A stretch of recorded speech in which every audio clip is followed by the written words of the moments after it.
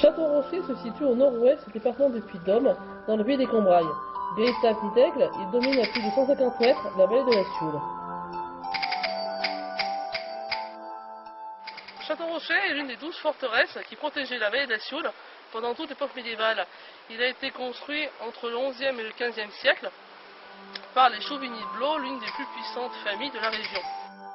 Il a été vraiment en activité avec une garnison militaire pendant toute la guerre de 100 ans et peu à peu, à la fin du conflit, il va perdre son importance et va être abandonné.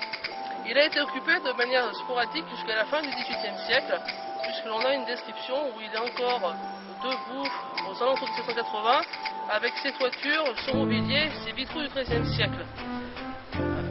Transformé en carrière de pierre par la suite, il a été classé monument historique en 1911 à la demande de la dernière propriétaire du château, Marie-Madeleine Zoé Adélaïde Delcourt de Nafine, comtesse de Blot, de Champ et de Nade. Malheureusement pour lui, finalement, ce classement ne va pas le sauver de la ruine et il va être totalement abandonné à la mort de la dernière propriétaire, donc Marie-Madeleine, en 1917. L'une des raisons qui poussa à la construction d'un château à cet emplacement est la surveillance du point de passage sur la Sioule en contrebas.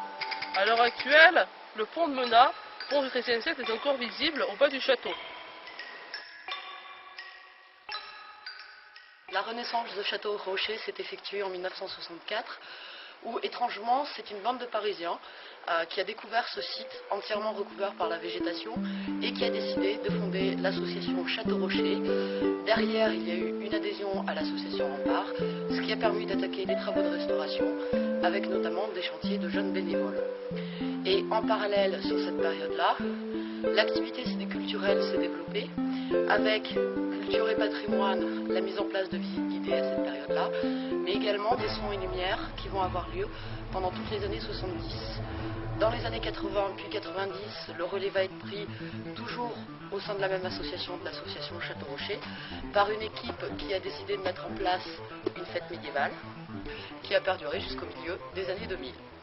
Puis en 2007, une nouvelle équipe a pris le relais, cherchant à créer une véritable dynamique culturelle autour de ce site aussi emblématique du pays des Combrailles.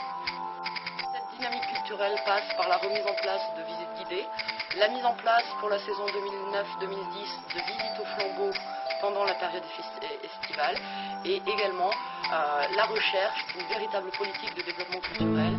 On a arrêté la fête médiévale, nous avons arrêté la fête médiévale. Par contre, des spectacles ont toujours lieu en lien avec le patrimoine complètement différent et sans aucun rapport avec le patrimoine, avec Château-Rocher.